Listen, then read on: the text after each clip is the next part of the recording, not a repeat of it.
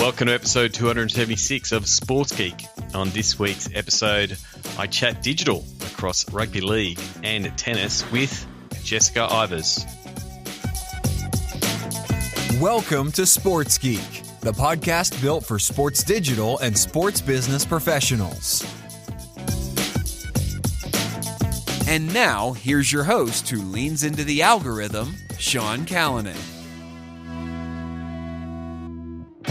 Thanks, DJ Joel. Yes, my name is Sean Callanan, and I am leaning into the algorithm, whether that algorithm be the Spotify one that hosts the Sports Geek podcast, the Apple podcast store one that also hosts the Sports Geek podcast, or maybe the social media platforms that you might find me on, at Sean Callanan or at Sports Geek on most platforms. And if you want to contact me, you can always do it the old-fashioned way, Sean at sportsgeekhq.com.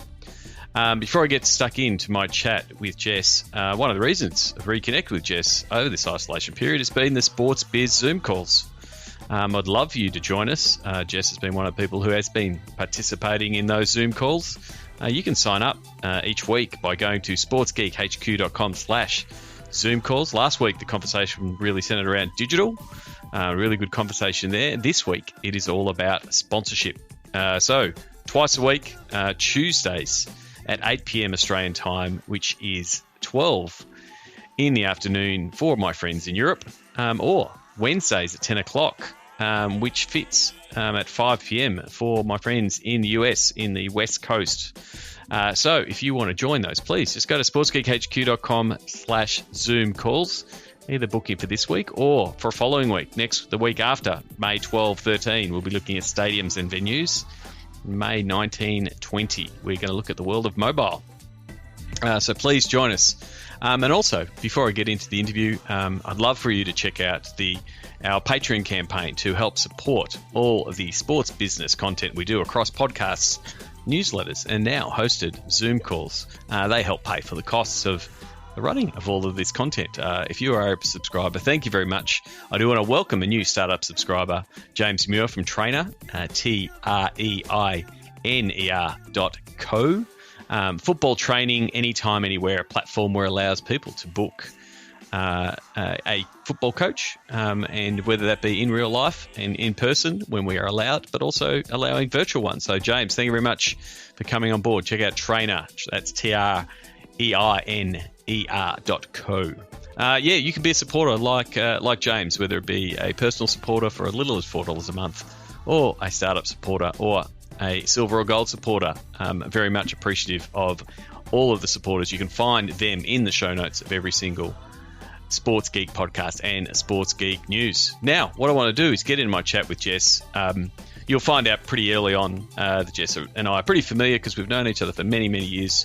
I met Jess back in 2010 with the Manly Sea Eagles, as they were one of my first Sports Geek clients. We have a walk down digital memory lane and then talk about Jess's career across the world of rugby league and tennis. So this is my chat with digital and social producer Jessica Ivers.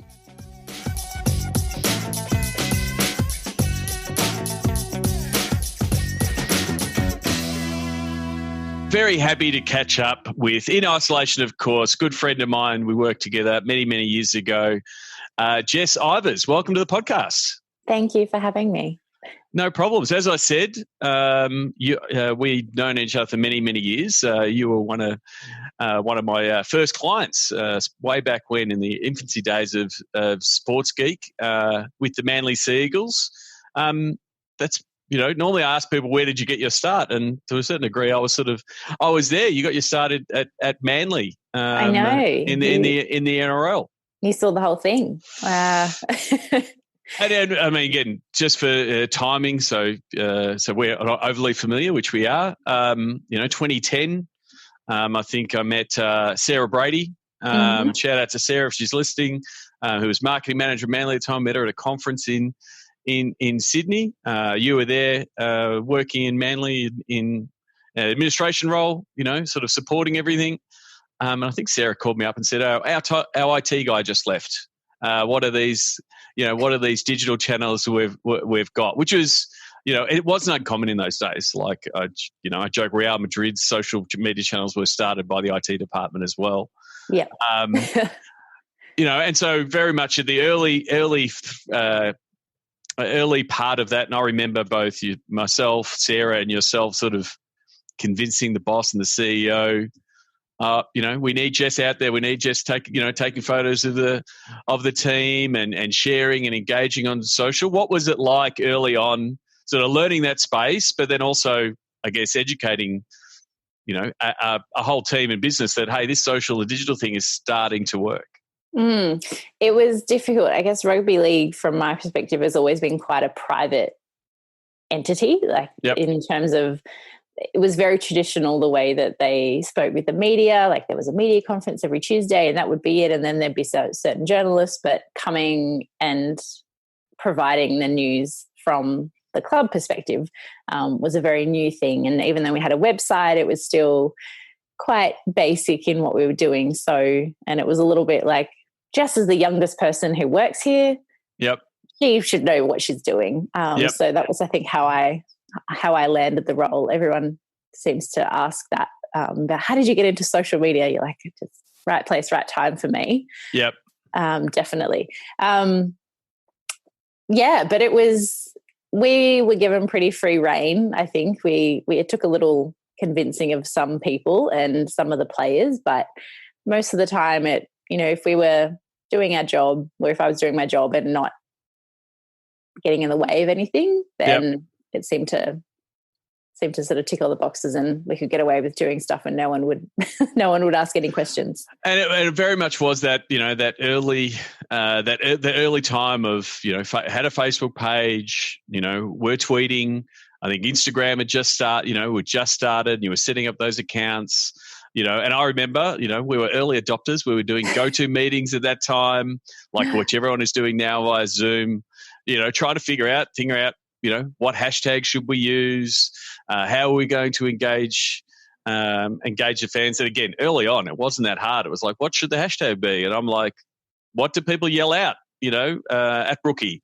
And they yell out, go Manly. We're like, yep, that'll do. Let's go with, hashtag go Manly. And I think it was also important getting the players on board. And you had a few guys that sort of adopted it early and were sort of characters in the space and in that early social media, with George Rose and Wolfie, which provided a tough little avenue to navigate, because Wolfie in particular could, let's just say, he's risque in his brand in what you're doing. Well, I guess when your nickname is Wolfie, you can go a bit rogue. Yeah.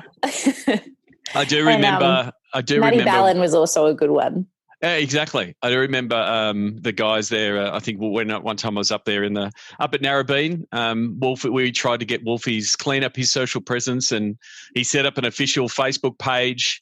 And Wolfie's going, cool. And he was about to start, he was just about to start swearing on his page. I'm like, whoa. Like, because that was Wolfie. He would just say what he was thinking. And I do remember he said, look, you can tell all the fans that you can use a naughty word if you get to 1,000 fans. And we just thought, like, that'll never happen.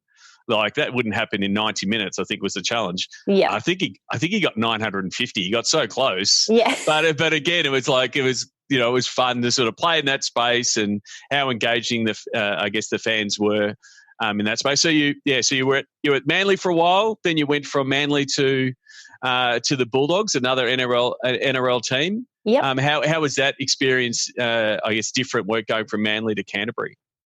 That was different in terms of going from somewhere where it was just myself, really, managing everything, to going and working with a bigger team, which, still wasn't massive in that regard, but it helped that there was a few more people that understood social media.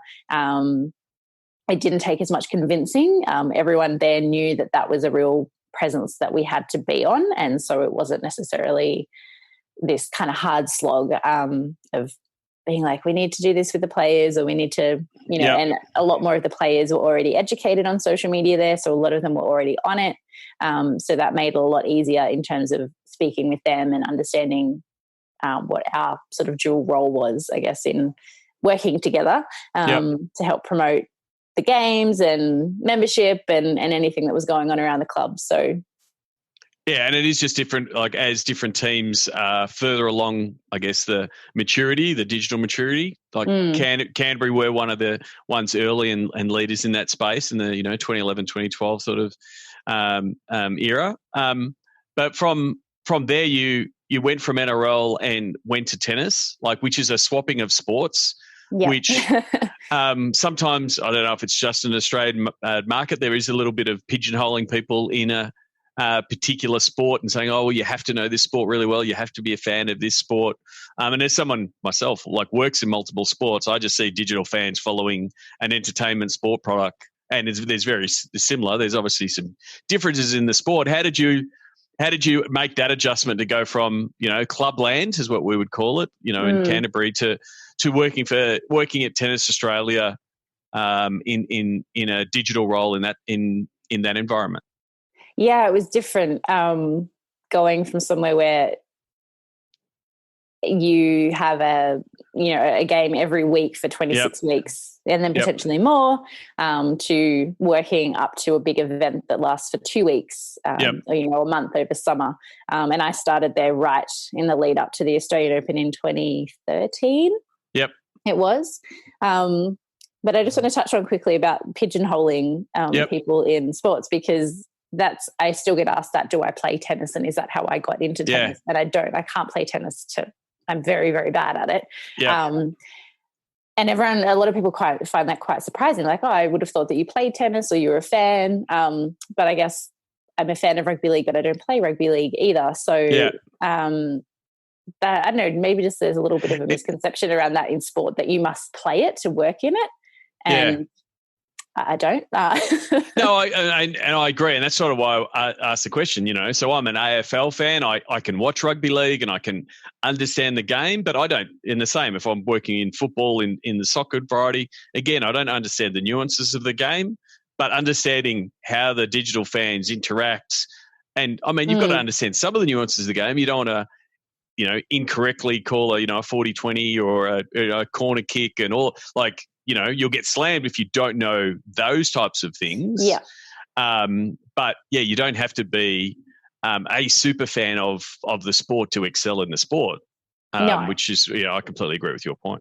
Yeah. Although ironically now I love tennis, and I'm like, where has it been for the past 30 years of my life? So but also tennis is also an easy game to understand. It doesn't have complicated rule set, like, even if you haven't, and we have this seasonal nature of everyone in Australia will tune in to watch the Australian Open every summer. Everyone in France will tune in, and that's their yearly intake. And then you've got fans that have got a deeper relationship that do follow the scene all year round, that do know that there's an ATP Tour event that's meant to be on now or whatever.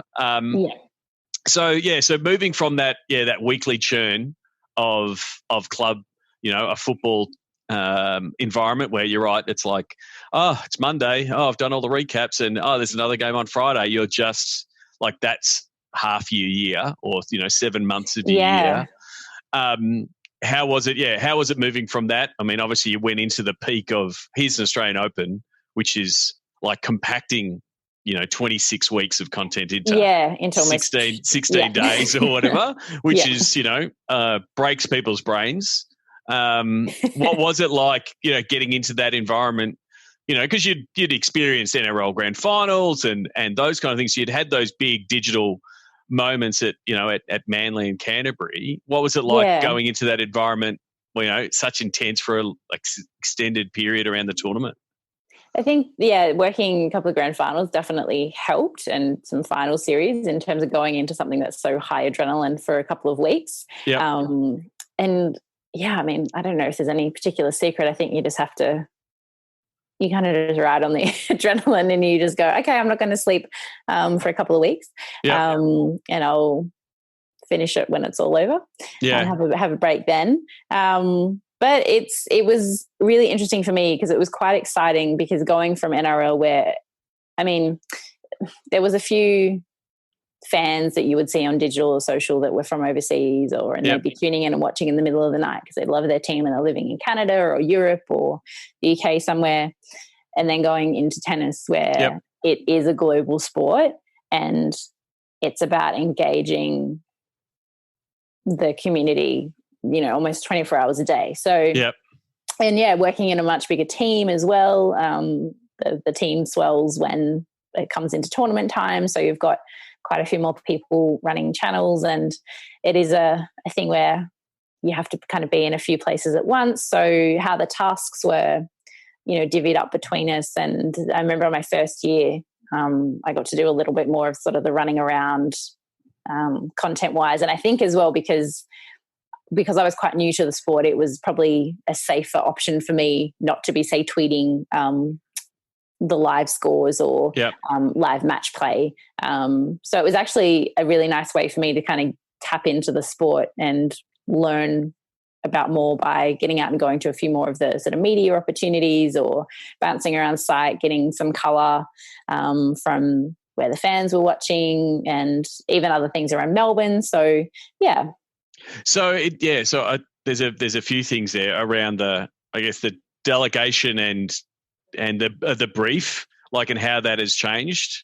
Like early on, it was you're the one person with the phone, and again in Manly, it's like capture everything. You're doing everything, and then moving from that environment to you're taking a photo at training, you're taking a photo at the game, you're tweeting the score, you're doing that full-time score to you're new to a team. We want you to go and find us content, color, as you said before. Like, what is that brief? Like, is it cool? Jess, go out there, get some good sunset shots, and like, is the rope really long, or is it really specific? Oh, can you go out to the back courts, or can you go to this media press conference? This is the type of content. And were you just capturing and publishing, or were you capturing and sort of sending it back to a central location that was collating and deciding on where it was going? Yeah, so it was a bit of a HQ. We had a little bunker right down underneath Rod Laver Arena. Very, very small room. That's another thing.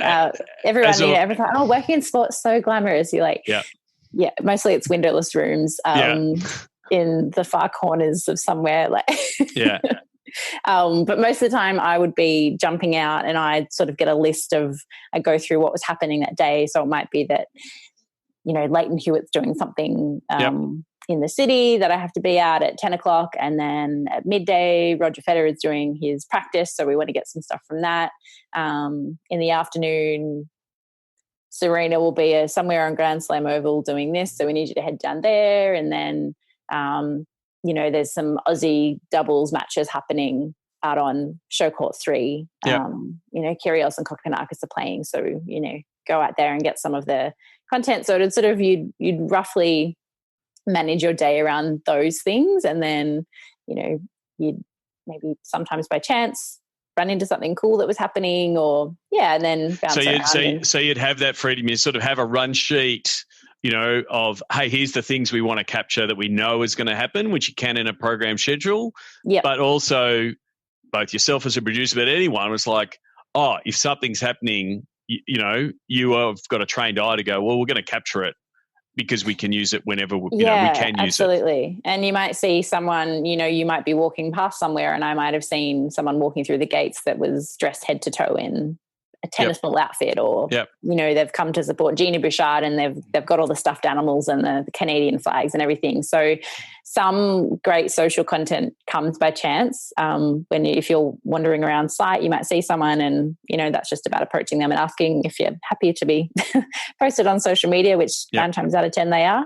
And I think also a fun part of that, and also, I guess, dealing with what the live event is. And this is something that we, went through in the NRL and grand finals.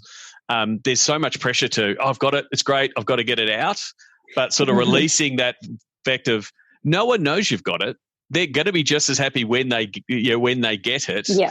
Like, so capture it first. There's no need to rush it out. Like, again, that example of, cool costume, that can be posted later. No one knows that it just happened. And the same of, we're now seeing, all this behind the scenes footage from the last San Chicago Bulls.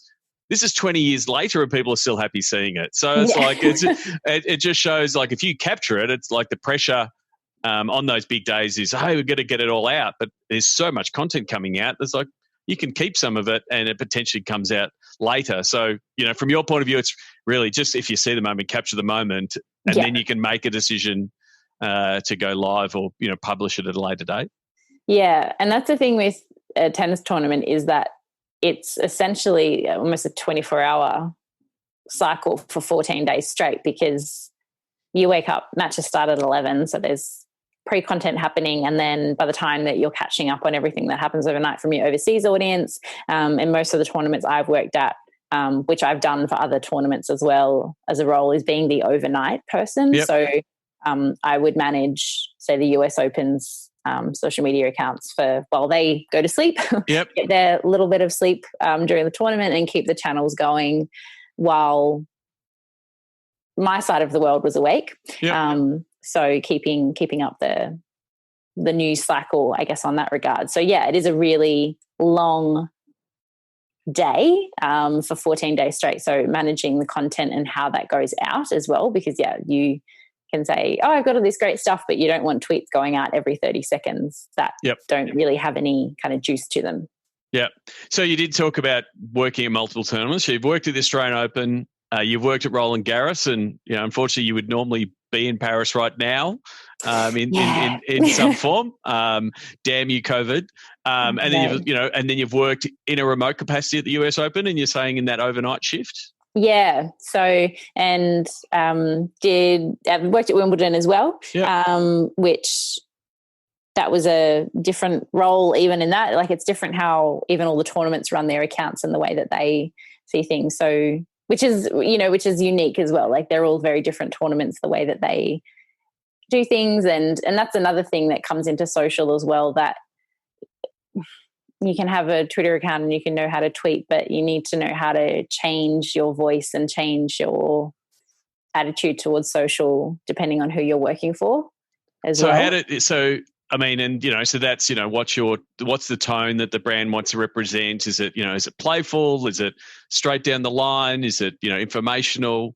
And a lot of the times that's driven by the person who's got the phone, who controls the account most of the time.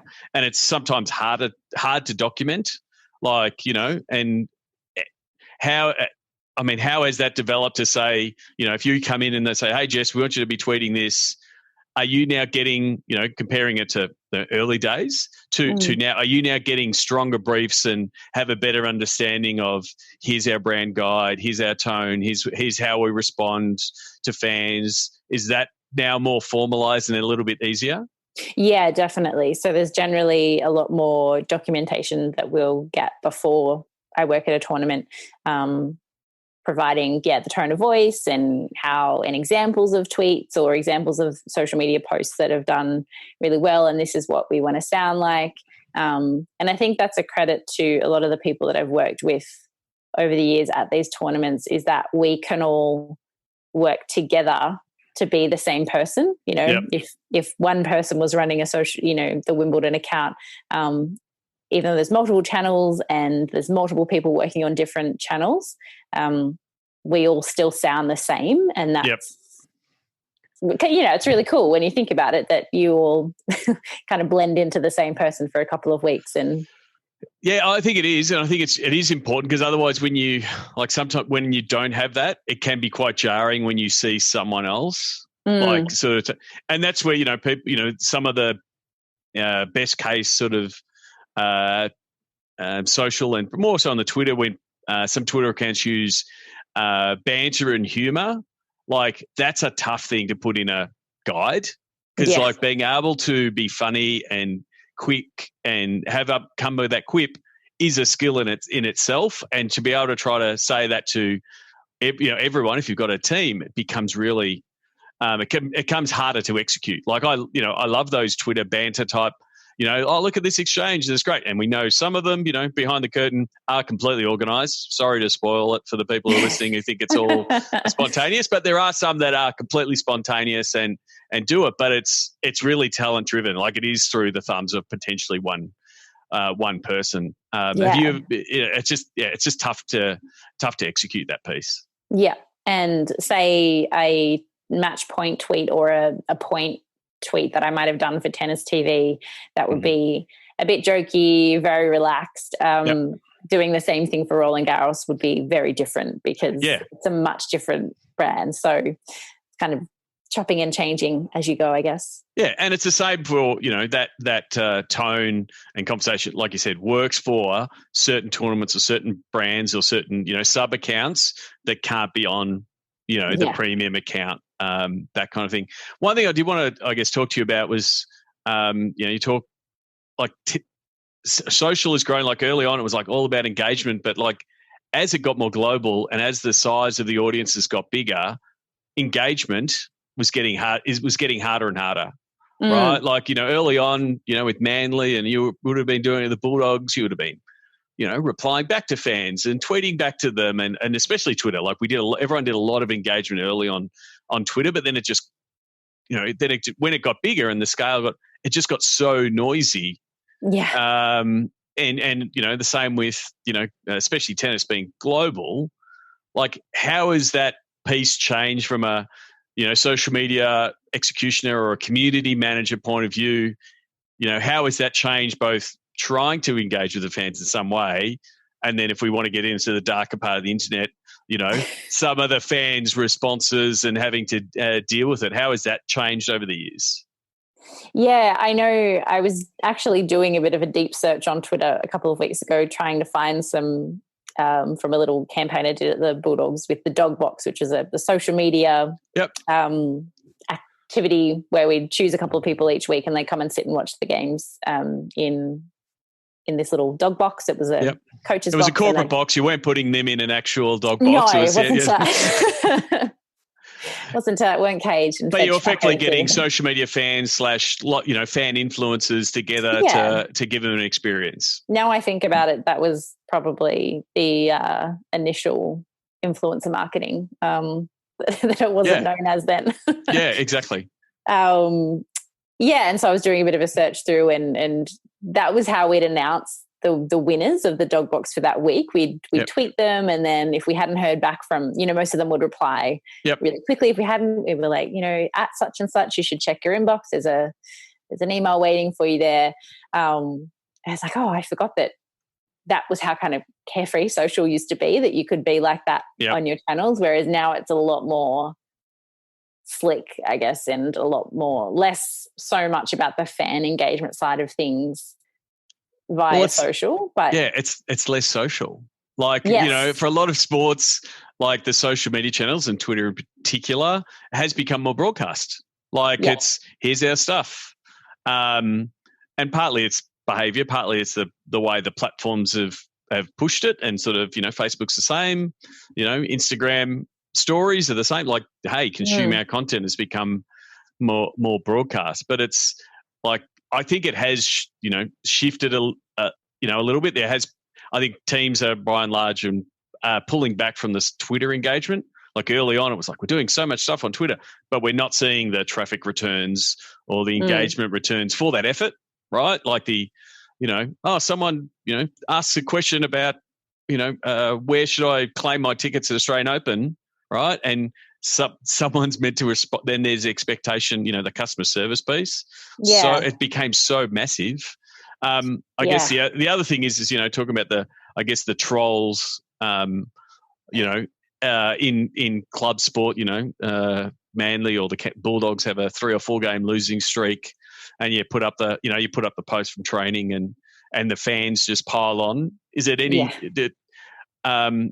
different? Is Twitter fans, because you've got this tribal nature of club sport, and individual nature of fans. Like, if you're comparing like that ugly side of social, is it different in club to tennis? Yeah, it is a little. You'd have in clubland, it would be like fans that were disappointed. Yeah, if you hadn't won a couple of matches in a row, and it would be, what am I paying my membership fees for? Yeah. I can't believe I'm supporting this team, blah, blah, blah. In tennis, it becomes a little more, there's a thing like tennis Twitter. It becomes a little more personal, I think. A lot of the time, if you would put up a photo of, someone that made a semi-final Yep. a couple of years ago, and the back training, it was like, oh, you're only putting them up because they're pretty, or you're only putting them up because you know that it will be something along those lines, or if you.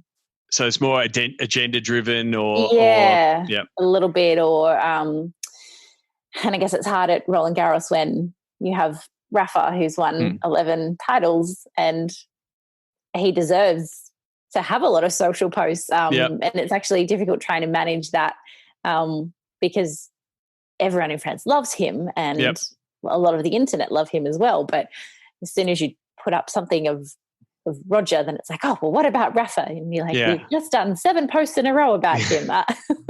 So I mean, it's very much hard to please everybody. I think it was. It's a service that I still offer Sportsgeek clients today. Like I used to tell you guys, if you're getting, especially after a loss, you just get pummeled, and you just want to get in there and get on the keyboard and just tell them all to, James can bleep this out, but, go get stuffed if I be polite. And you're like, well, you can't do that. And so I used to offer the service of when the fans are getting really, really stuck in, send me a text with all the swear words. So occasionally I'll just get a random text from a client going, and I go, oh, it must have been a bad loss. But it's a bit of and all I would reply is step away from the computer, take a few deep breaths. We'll call it engagement. Like it keeps them engaged with the page.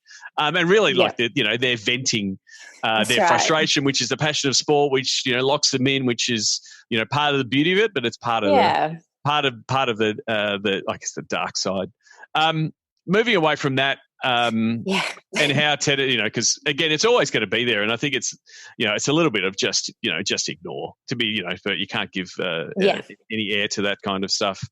From a platform by platform point of view, how is tennis using has used, and how has it evolved from a social point of view? Like how have they? Because it's again, it's unique in that it's highly engaged locally in the country it's happening, but also very global, which presents different media rights opportunities, navigating those media rights and where that vision can be shared. Like a lot of the time I've discussed media rights and access and social and digital, and how TV rights are allowing snippets on social. How has that evolved in tennis? Like I think last time I spoke with Kim at Tennis Australia, and where the deal was, you could be sharing clips globally, but you couldn't share them into the Australian market because of the current deals. How have the platforms, the Facebook, Instagrams, Twitter sort of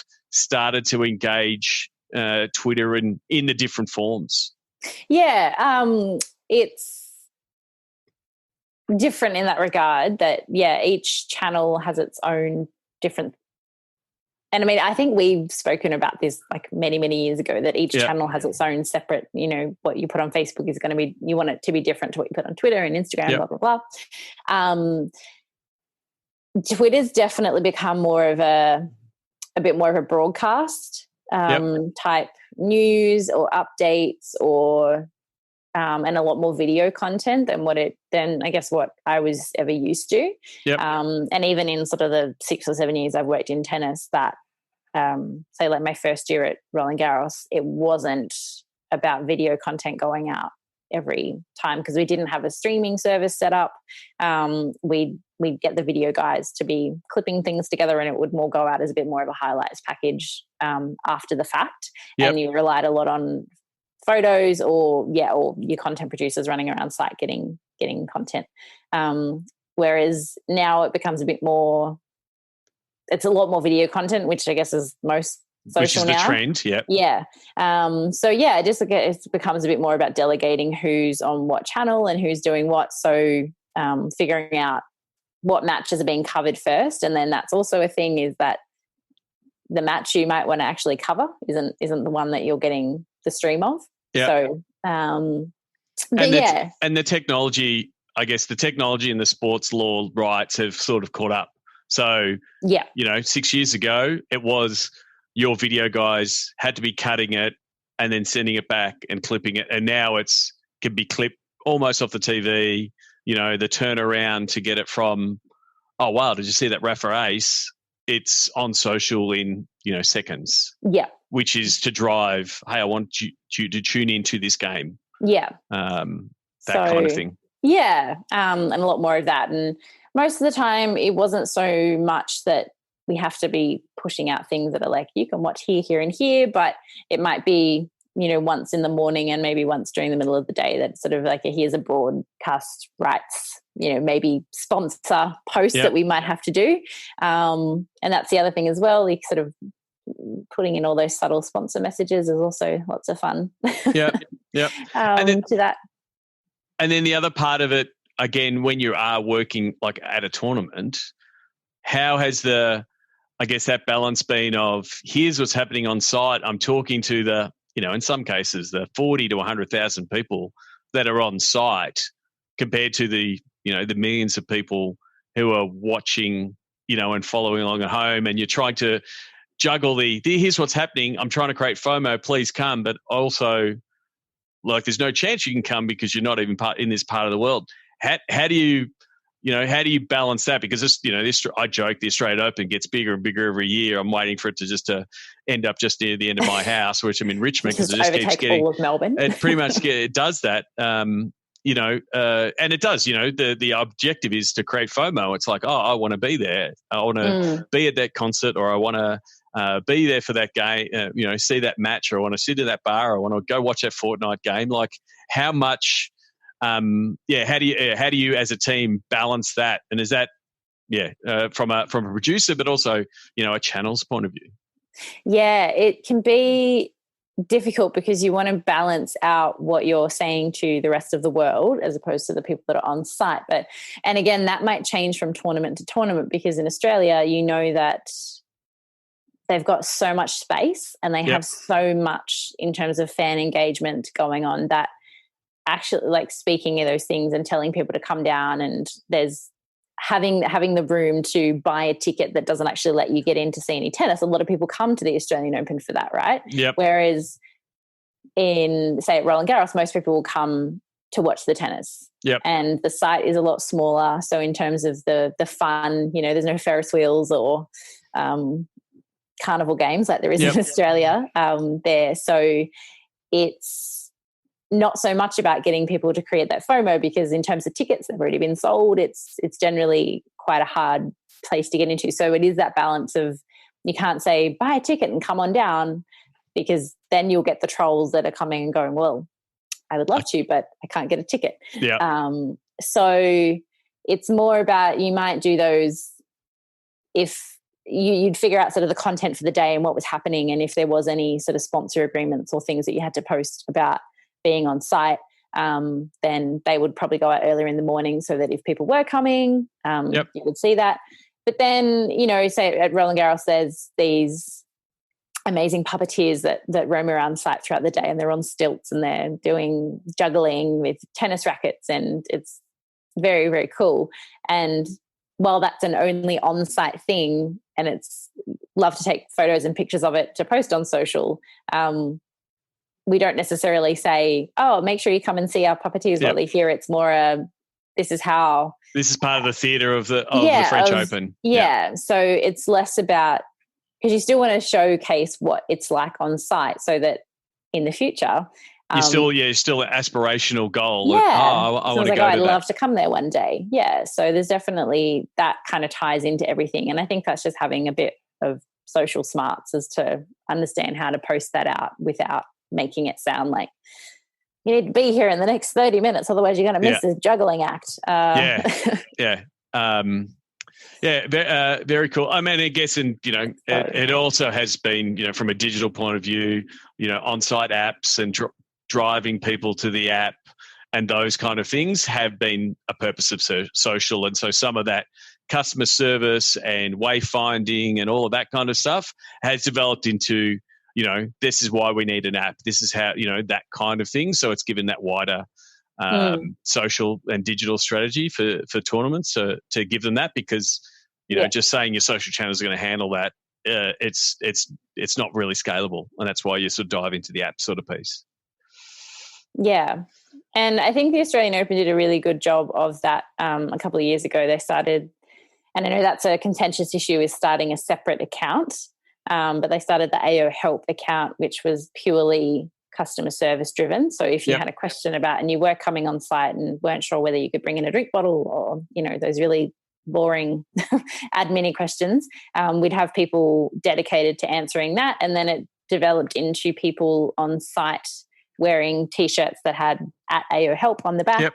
So then if they had a question about that, and as well, that was a bit of social, you know, promotion as well. So it was, if you were coming back later in the week and you'd forgotten something to ask a question, it was like, make sure you tweet these guys and they'll help you out. So yeah, and it's just an education piece. I think it's the same as the 49ers at Levi Stadium had the Geek Squad out there teaching people how to use the app and that kind of stuff. And if you can train that behaviour to, well, this is where we want you to go, you have a cleaner feed. And again, the platforms also have changed. Like, 6 years ago, you would see every reply that the Australian Open would make. So, right, it would make everything look like really messy if you were responding to people. So it made sense to split that piece off, to see what it does. And you can't control what the algorithms and what Twitter decides to show. So if you go like something or respond, then someone's seeing it, and it's like clutters their experience. As we discuss, we're currently in the DC world, the during COVID world, the French. The French Open's been postponed. It's meant to be happening this time. It's now postponed to hopefully September 2020. What's been the impact in the tennis world from a COVID point of view?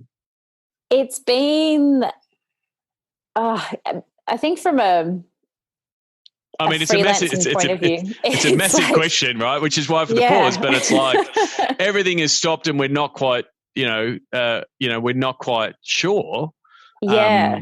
And it's weird to have no sport on at all. Like it's weird not to have tennis, because tennis was always such a constant. Like even if there wasn't a big tournament happening that week, there was an ITF challenger, or there's all these different tiers of tennis tournaments. So there'd be something happening. So even if a big tournament got cancelled, you could sit and watch something smaller if you wanted, or you could keep up to date with that. So it's been weird not to have it on at all. And I guess even just the way that the calendar works, from an Australian point of view, yes, like the French Open isn't the most popular tournament of ours to watch. But say you're coming up to winter, and that's a really big part of sport watching for Australians, is coming up to June, July, and staying up all night and watching Wimbledon. And no one's going to get to do that this year.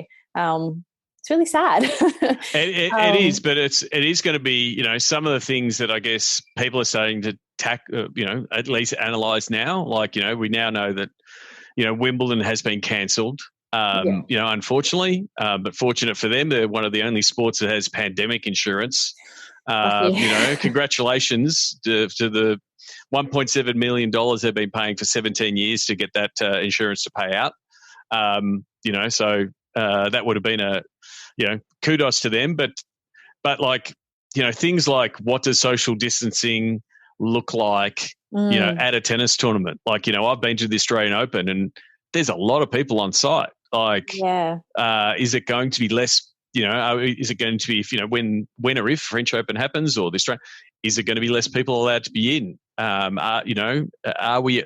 Those kind of things is going to be something that's going to have to be addressed.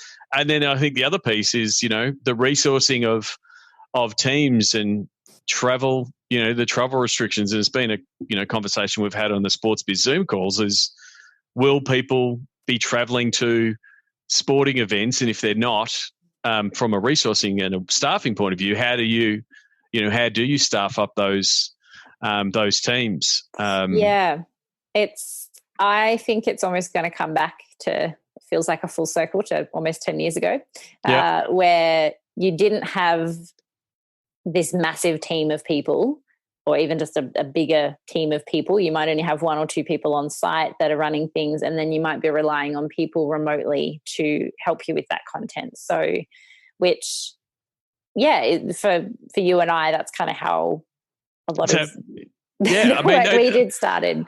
It is a bit back to the future, like, early in the NRL days, most of the digital producers or the, digital folk would be doing the away games from the office or from home or from TV, and they were capturing some stuff, and we're doing this same reporting, and, hopefully you might have had a media manager there, or, the Seagulls were playing in Melbourne. I would go down to Amy Park and I would capture some photos and send them back to you, and you would use them on social.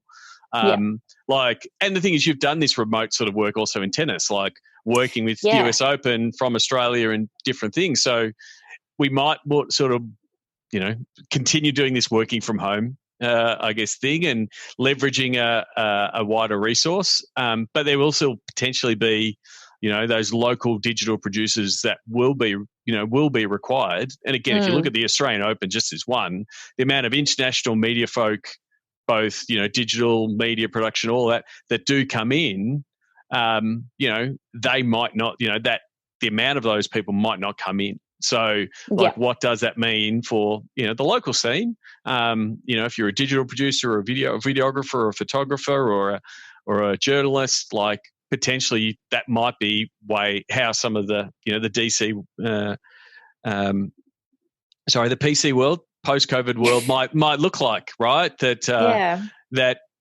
digital producers will be engaged, locally and remotely. Yeah. And then the other bit that I think that I wanted to bring up, because it was a conversation we had on the Sports with Zoom, was we're seeing more athletes doing more social during the lockdown. They're either doing more Instagram lives and chatting with people, and we're seeing, maybe parts of their forehead or just their chin in the shot. And some of them are doing it well. And there was a fear is the wrong word, but like there was a concern that, the athletes can do it now, and people will just go, cool, the athletes will do it. They'll give us the content. We don't need digital producers. Whereas I think, I think you made the point, like, is there a way that the producers are actually doing the producing? Like they're giving instruction and helping the athletes to produce better content or that kind of stuff. That's what it might look like, again, coming out of this. One, hopefully athletes are still more willing to do more content. Yeah, which ironically, would be great. It's like, this is what we wanted the whole time. Yeah. So they might be more willing to do it because they see it's not too bad, but, to lift the production, make it look good, make them look good, and actually be a bit more watchable.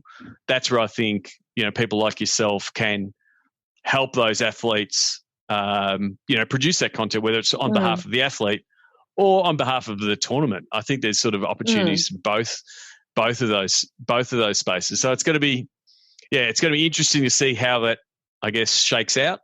I'm hoping to be able to travel again. I'm sure you are. I'm following I'm following your travel photos on Instagram, and like the same, I'm sharing photos from around the world. Do you have any, like, I'm hoping you're hoping to travel again. Do you have travel tips for people who are traveling around the world and that kind of thing? Is there a go-to thing from a travel point of view from you? A travel hack? Get a good I'm one of those big people that, like, in terms of my one thing which is going off and won't go off on a tangent, sustainability when traveling. Always take your own things when you travel somewhere, which I think is well from a hygiene point of view now. Yeah. Please do that. Yeah, that's true. But always pack a water bottle. But if you are going to a sports event, don't pack a stainless steel water bottle, because it will get taken off you. That's my one tip. Okay. Is pack it has to be something clear, because you'll get it. They'll think you can use it as a weapon and it'll get taken off you. So if you are trying to do the right thing by reducing your plastic intake, just look at the terms and conditions on the website before you go to a sporting event. But again, you raise a really good point, because again, if we're moving into this era, and which I think we will, I don't think this is going to be a 6-month thing. I think for the next 2 years, social distancing and contact and what you have contact with and all of those kind of things are going to be an issue. So things like, drinking fountains and stuff like that, people won't use. So, so they'll have to be adapted to be contactless, water bottles filling stations, which are very available now, but then also, people have to bring their own water bottles, and what does that mean, and all of that kind of stuff. So, when we start unraveling what it all looks like, there will be this, knock-on effect of a whole bunch of different things. Oh, absolutely. It's I know at Roland Garros they have a coffee cup return system, and I just even wonder now whether that's going to become whether it's going to become more common or less common now, because they'll be more worried about people touching things or. Well, that's it. I mean, even early now, right? Cafes currently in Australia, they're not accepting keep cups, which is where you try and do your right thing for the environment, but we can't hand it over. So, what's that alternative? Yeah. in that space. So, want to wrap things up with the Sports Geek closing five. Jess, thank you very much for coming on the podcast. Pleasure. Do you remember the first sports event you ever attended? I can't remember the very first. That's all right. No one game I would have gone to. No one can Google it. So, well, it would have been a Manly Sea Eagles game. So I was a big fan of them growing up, and so I actually found my very first Manly Sea Eagles jersey just recently. It was my Jeff Tuvey jersey from 95. So it would have been sometime around then. So been at Brookvale Oval, or Brookie as it's known. Yep. And so you would have been to a lot of sports events now, both in rugby league and tennis. And, as digital has exploded over the last 12 years, also has the gourmet food options at sports. Do you have a favourite food memory at a sports event that you can, tell people that, this is what I had? Or is there a go-to food that you might have when you're at a sports event? Well, just to clarify, which I know you know, Sean, I'm vegan. So eating sometimes at sports events can be really difficult. Unfortunately, Paris is not super vegan friendly. So I wouldn't suggest that for vegans. But I think the Australian Open actually has the best food. They do a really good job with working with some of the local restaurateurs and they have made it one of the pillars. It's how, music is a pillar, food is a pillar, as well as tennis and sport. So is there a go-to? What's your go-to at the Australian Open? I can't remember who was doing it last year, but there was someone that had a really good vegan option. I can't remember, but I know this isn't technically vegan, but if you ever get to Wimbledon, you have to have the strawberries and cream. Okay. Yeah. Well, there you go. So, that would be my thing. And if dairy doesn't make you sick, then you can just get the strawberries. This is. And I think actually, what was I swear I saw something actually that said this year they were looking at a vegan alternative for the cream, which breaks my heart that Wimbledon's been cancelled this year. It will be back. What's the first app you open in the morning? Usually Instagram. Okay. Yep. What's the first app you open in the morning when you're working a tournament? Usually Twitter. Okay. Yeah. Just to see what's happening. Yeah. Is there someone that you follow or read that the Sports Geek podcast listeners should follow, and why? She's probably been mentioned on here before, but her name is Jess War Eagle is her handle. Yeah, Jess Smith. Yes. So probably been mentioned on here before, but I love her stuff in terms of what she talks about in fan engagement, and she's very, very knowledgeable with all the places that she's worked for, and just kind of cuts straight to the point with a lot of things. Doesn't kind of beat around the bush with a lot of things. Her latest piece on, I guess, the velocity and the amount of content that people are producing during the break is a really good one. I am trying my best to get Jess on the podcast. She has been nominated before.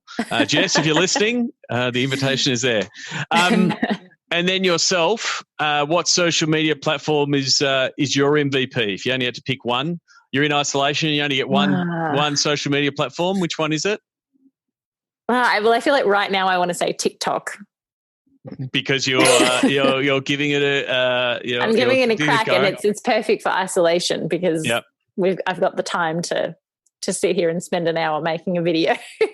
So, it is something that is, I guess it's not new. It's new because now everyone's testing it out, and everyone's giving it more of a go. Where do you think it fits in sport?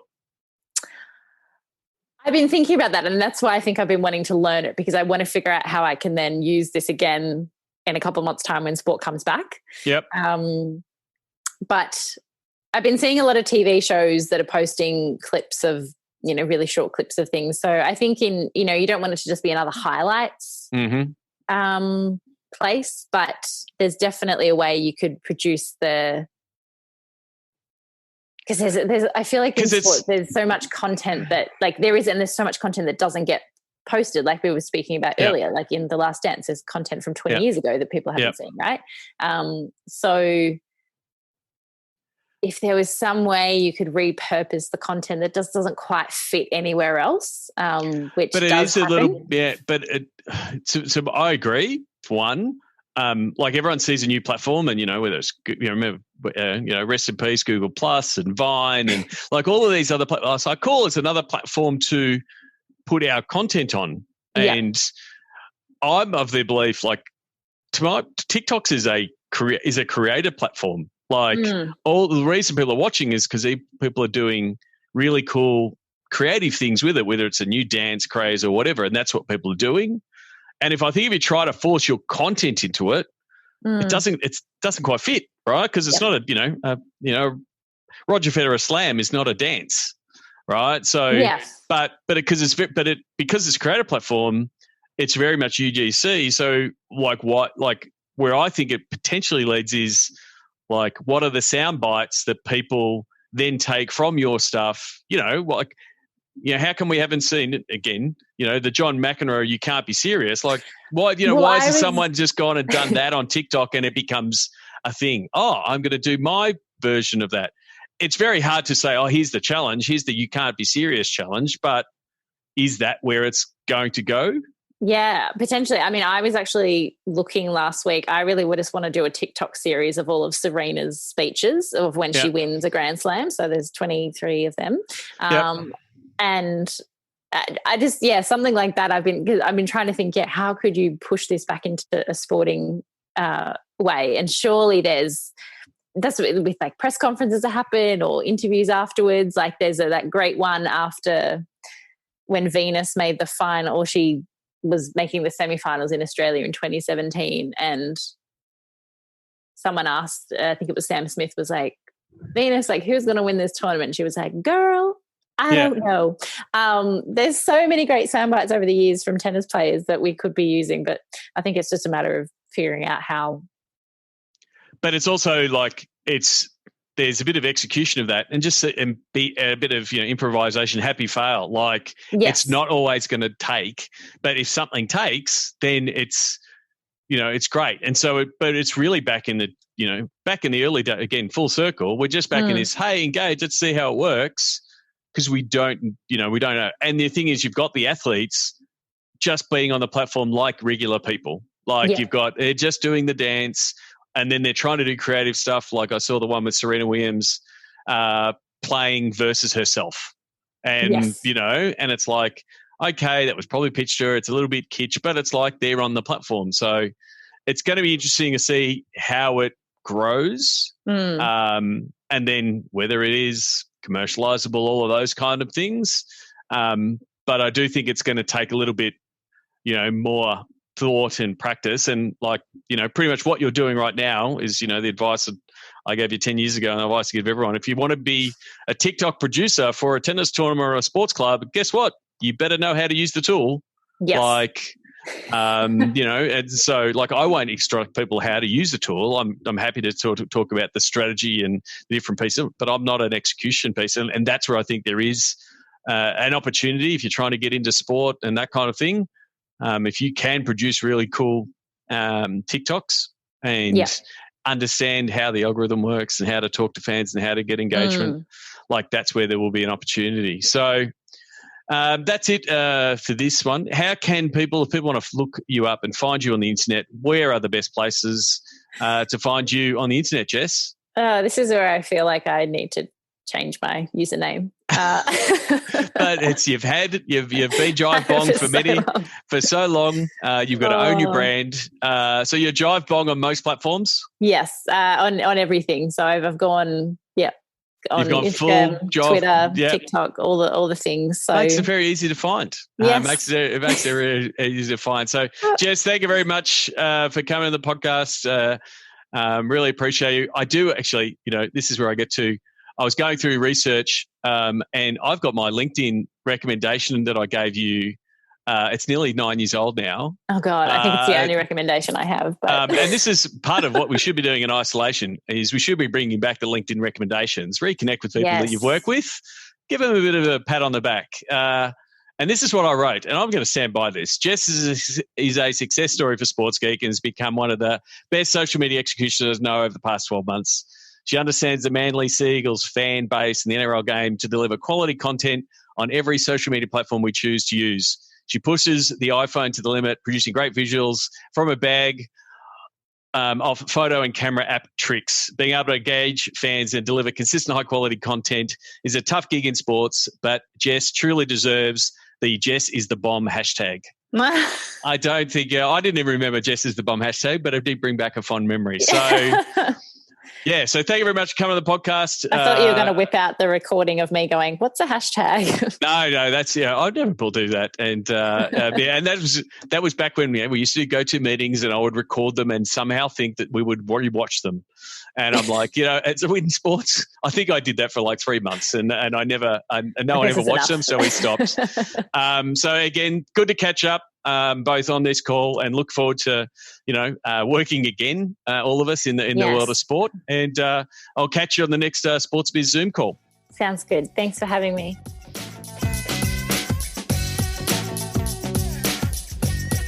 We'd love your support on our Patreon campaign.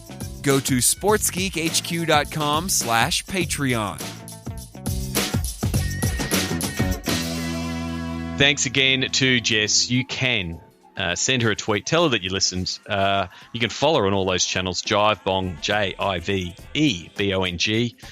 Send her a message. Tell her that you listened and share and swap some notes on what you think about the world of digital and how it might change. I wanted to get into one of our new segments. We're getting some good feedback for it. James will be ready to start the clock. 1 slide, 2 minutes. This is where I find a slide, whether it's mine or someone else's, and present it or represent it for 2020. This one's a bit of both. This one comes from the Martech 5000. It recently released its 2020 marketing technology landscape. Now, I've been using these infographics for many years to sort of show the opportunities and also the amount of tools that can be quite overwhelming for the marketer these days. And the Martech 5000 is now really 8,000. There is so many technology products available across multiple sectors and across multiple options. It can be, quite confusing, whether it's video marketing, content marketing, marketing analytics, mobile analytics, CRM, events, webinars, collaboration, agile tools, e-commerce platforms. So, now the fact that there is 8,000, if I go back to the ones that I was using in 2014 when it was getting close to 1,000 and then growing year on year, it is really something that is, and I sort of mentioned the last segment of 1 slide, 2 minutes. The knowledge of the tools is becoming part of the thing that you need to know as a digital and marketing executive.